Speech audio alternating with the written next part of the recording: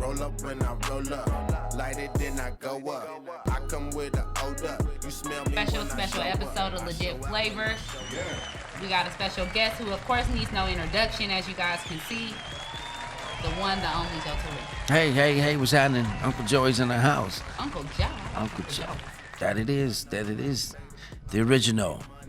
Now, what y'all want to know? What we talking about Everything. today?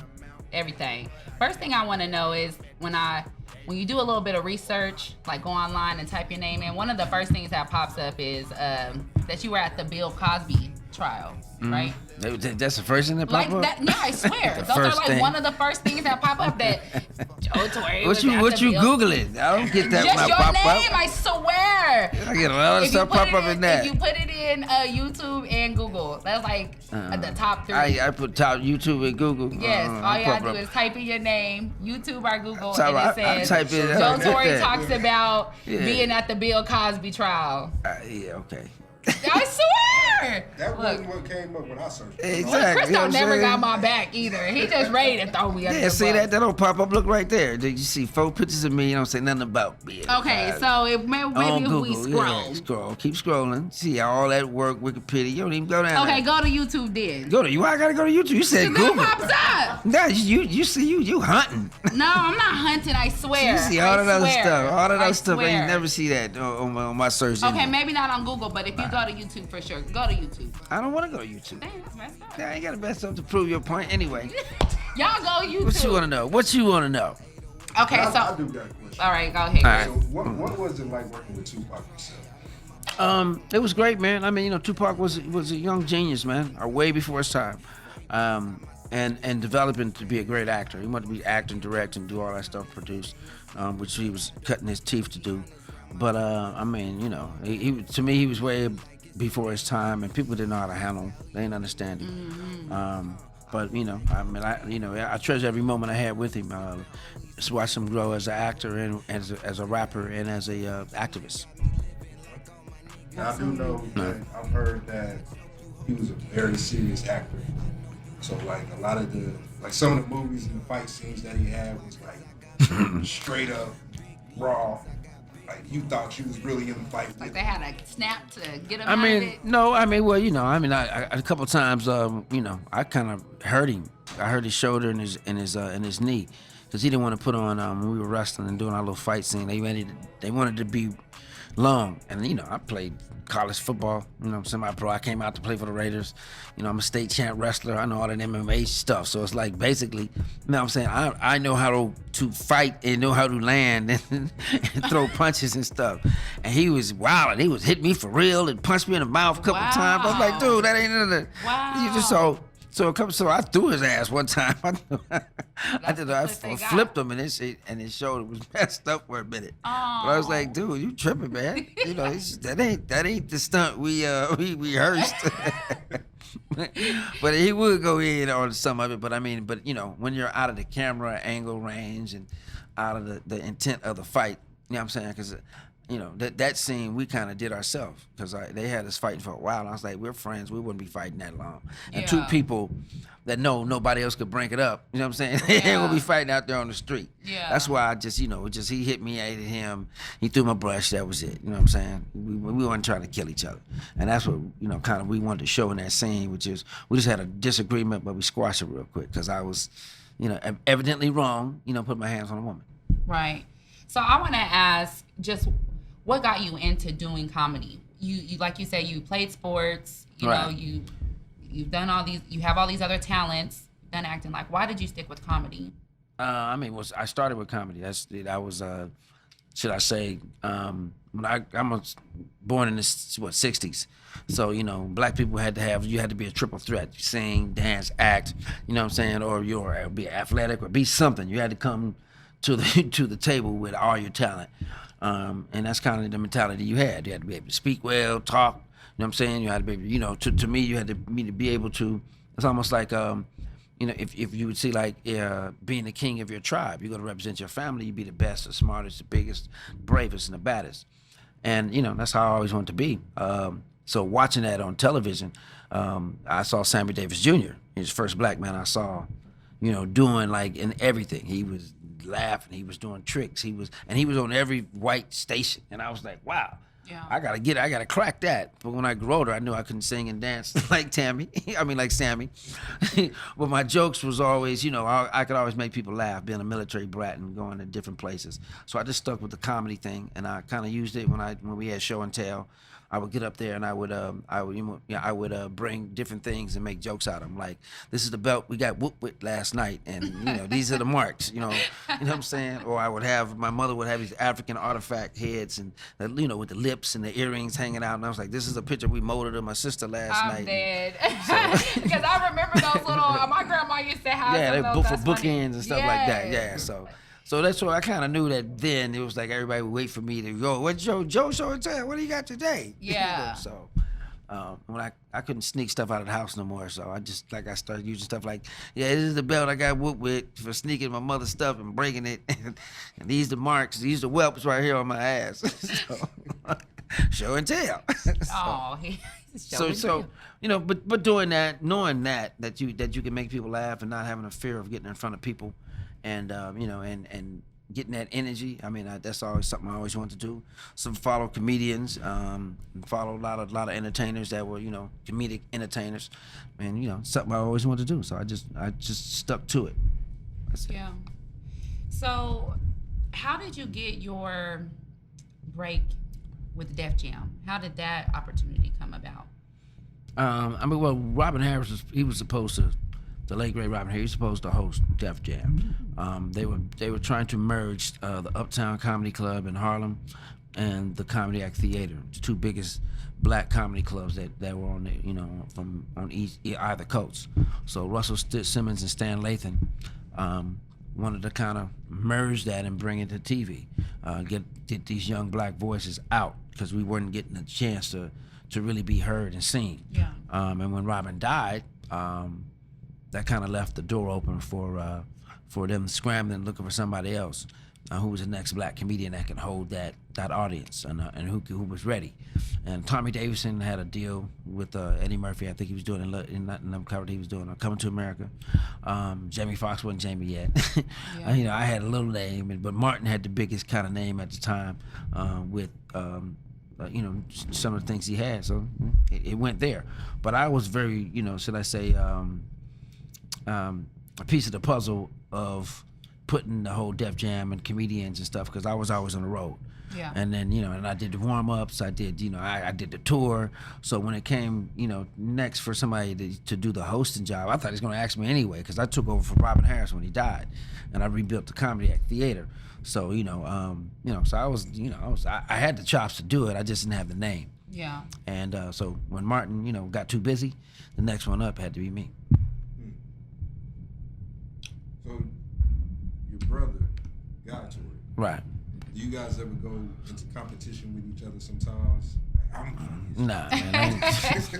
I don't get into competition. I don't ain't competition with nobody. You're in competition with yourself. Yeah. Because I tell people, I play my own instrument when I'm on stage. So, and I tell comedians that, if you're not a percussionist, then don't try to play the drums. Yeah. You know what I'm saying? So, everybody's their own instrument. So if you're a pianist, you're a guitar, you're a bass guitar, you're a flute, then play the instrument that you have. But once you start coming all over here in another field and you can't do that, then that's when you're competing. So I just play my own music. So and mine is, you can't compete with me because you don't never know what I'm gonna say. Because I've kind of graduated from being a comic, comedian, or a funny dude on stage. I'm just a conversationist now. So I'm just, I'm just talking and teaching. I'm not really, trying to crack jokes. You know what I'm saying? Because I want you to leave there with something, funny and healing at the same time. Yeah. So on some Dick Gregory, Bill Cosby, George Carlin, thoughtful shit. You know what I'm saying? Yeah. So you leaving, you with there, but you laughing. I'm still, raunchy Joe, but but it's just, but you're gonna get it that I try to bring the world together, from my perspective. Yeah. Is there, with you being in the game for 30 years, working with so many amazing people, building this platform up, how do you stay humble? Like, who do you have around you? Because you just, even chilling with you, it's like... I got a wife and 3 kids. That keep your ass I gotta come back to them. You know what I'm saying? Yeah. You could be as successful in the world as you want to, and your kids or family ain't shit. what they say about you. Yeah. Yeah. So it's like basically, you know, if you're not building infrastructure for them to hand something down to them, I mean, that's to me what keeps you humble, and is trying to, you know, keep the next generation or your seeds, you know, benefiting from what you know, all your works. Yeah. You know, so if you built a legacy, you know, you can't just build sayings like we have, you know, keep your head up. You know what I'm saying? You know, don't sleep, stay woke. You know what I'm saying? It's like, I'm supposed to sleep if I don't stay woke. And how you do all this together? So, you know, so I'm trying to hand down the trade, which is entertainment. And my son had a Super Bowl commercial. He got a bunch of commercials out. Oh, wow. So he was in one of them, the New York Life, Agape Life one. And my daughter, she's 10. She's, you know, she's acting, doing her thing. My 25-year-old, he's a comedian. He's doing it and writing stuff. So, I put them in certain movies like The Pawn Shop. My 17-year-old, he made a couple beats in there. That's actually the main beat that's on there. And my son, he's in it. They're both kind of in it, but you know, so I kind of weaving them into it. So it's like, you know, that right there keeps you humble. And then I'm married 18 years, so yeah, wow. You know, that's that's yeah, awesome. that's all that keeping all together. Yeah, you they don't think you're shit. So I mean, at the end of the day, are you afraid with putting? I mean, because you hear some celebrities say they don't want their kids to be in the spotlight. They don't want their kids to be in the fame or anything like that. Are you nervous or scared for your kids to kind of follow in your footsteps and get in the entertainment industry? I mean, it depends on, you know, if they think their kids have the talent. My kids got the talent. Yeah. So, I mean, they're already making money at it. Yeah. So it's like, I'm not, you know, and you don't have to be an actor or comedian. I'm not saying like my oldest son, he's, you know, you would think that my 17-year-old would, you know, would be the one because he's funny, but he's like, I ain't trying to get on stage. I ain't no, hell no. Yeah. He's like, hell no.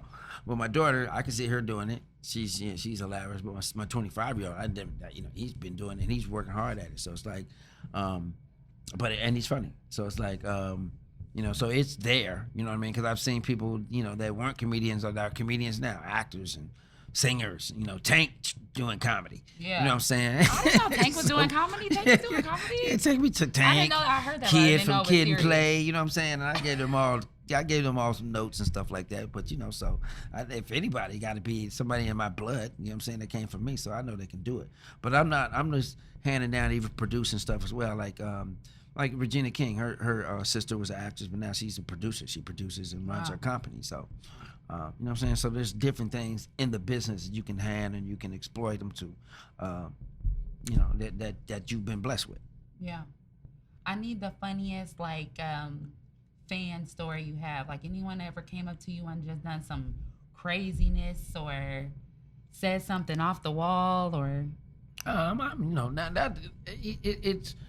I had a Fandom moment that, you know, like I almost got snatched off stage, like, you know, some Michael Jackson shit. And I was like, that's when I was like, yo, running, security grabbed me and, you know what I'm saying, picking me up, picked me up and had me just like running me to a car. And I'm like, hey, yo. I said, I don't never want that. And this is out of college. It's just like, you know, when I was at, you know, one of the height of my, you know, Def Comedy Jam, I think Brian McKnight, Ice Cube, it was like all in 1 week.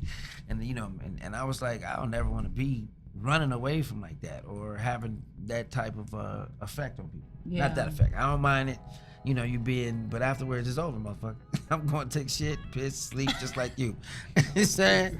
I'm like, I ain't God, I ain't Jesus, and I don't know, I can give some good words, but I can't lay these hands on you and heal you. So, yeah. I mean, so that's, you know, those are, you know, fanned out moments. Now you get weird shit like on the internet.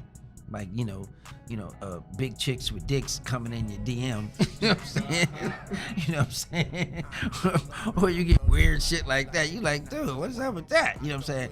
Complimenting you, yeah, your skin, your this. You're like, oh, is this a dude? Yeah, this when you coming, when can you rank? You know, now that's the weirdest stuff you get nowadays because, you know, it's, you know, you can't control everybody that comes into your, you know, your internet space. Yeah. Unless you block them and do some stuff like that.